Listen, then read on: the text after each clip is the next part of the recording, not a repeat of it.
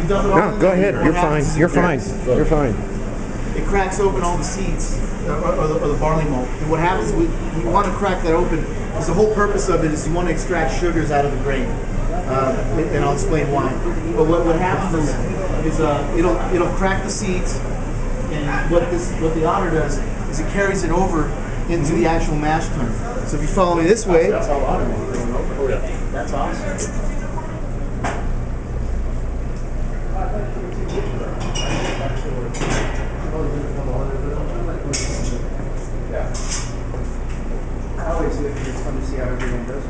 So this is our mash tun. So the pipe that you saw in there, once it cracks open all the seeds, it carries it out and it drops right into here. And what lays underneath it are these. It's like a colander. You know when you strain spaghetti, something like that. It's the same purpose. What happens is the grain sits within the water. It kind of just it cooks in its own mash for a certain turns into a mash. Yes, and what we're doing is that heat is extracting the sugars out of the grain. So once, Wort, is that what's called? yes, that's exactly what we're doing. Once we let it cook for a certain amount of time, we go ahead and we let it recirculate itself just to make sure it's pulling it out. And from there, we push through, which is called sparging. The water just kind of rinses this off and pushes through the wort, and that's what it becomes. The wort actually gets pushed into the brew kettle, which is this unit right here. So once we've separated the grain from the liquid, that is the wort. So in here, the boiling process starts, and when it boils, again, we're converting starches that can be converted into convertible sugars. Now the whole thing with the sugars is very, very important. While that's boiling, our fermentation tank has already been sanitized, cleaned out, and the yeast has already been pitched into it or put into the tank.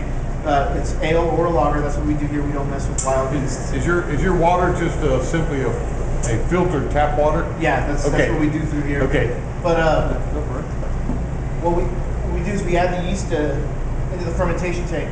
While this is boiling, that's where the hops are introduced. Generally, the first addition is going to give you your bitterness. In your second addition, towards the end, it's usually going to give you your aroma, which is going to contribute to that. Once the boiling process is over, we stop it, it rests, and then we push it through our heat exchanger, which is right here, which will flash cool it. It usually, once it boils over, after resting, we're sitting anywhere about 197 degrees. We'll push it over at 69 degrees, like within a fraction of a second. Right. It's pushing through that. Where it meets up with the yeast in the fermentation tank. What happens in there is the yeast will eat the sugars of the wort, and the byproduct of that is the alcohol. And it also can have CO2.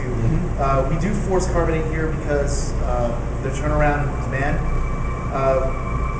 Like I was mentioning earlier, I didn't have a chance to do that with all of these beers because we ran out of everything. We had nothing. We had nothing. So, and I only have one stone, so I can't just use a stone and all. It would take so long, it never came on. So you put all in there, and then from there to here? Yeah, it moves over here, and what's left over there is just spent grain. What I do is I dump it out with these vats, and it's trash. He picks it up, feeds it to his cattle. So what happens is it ferments in here, and how does it get from here to here? we push it through the heat exchanger right here. And that goes through the pipe in here? Yeah, that's just the manifolds. It's like, if that wasn't there, I'd have to use like a million different hoses. Because I have a smaller brewery on the other side of town, and that one doesn't have a manifold, so it's just constant moving of hoses. But from there, it goes in here to ferment. Once we got it, ideally where we like it, gravity-wise or alcohol percentage-wise, we'll cease fermentation, we'll give it a rest. Then we crash it, which brings it down 34 degrees, and what happens is the yeast will fall into the cone and go dormant.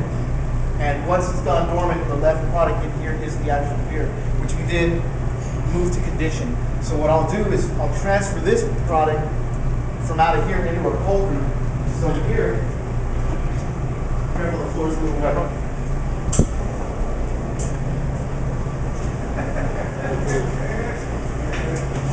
You guys can come in, it's cold. Oh, here we go. You ferment it, then you put it in the tank? Yes, cool room. You never add sugar. I'm sorry? You don't have to add sugar. It's pretty cool. No. It's not the same as a home brewing. What happens is we meet into our serving tanks where I finish off conditioning. Now, usually I carbonate with the stone right now, I'm just using max PSI on these tanks, because if not, I'll blow the pressure cap. I'll let it sit. It'll absorb the CO2, and these tanks run directly to the towers. Typical batch, 310 gallons or 10 beer barrels. So, and that's it. That's the process. So when you say stone, what do you mean? It's actually, I can show you. I'm actually using one right now. You guys want to try this? Centennial hops. Yes, sir. Yeah, they are.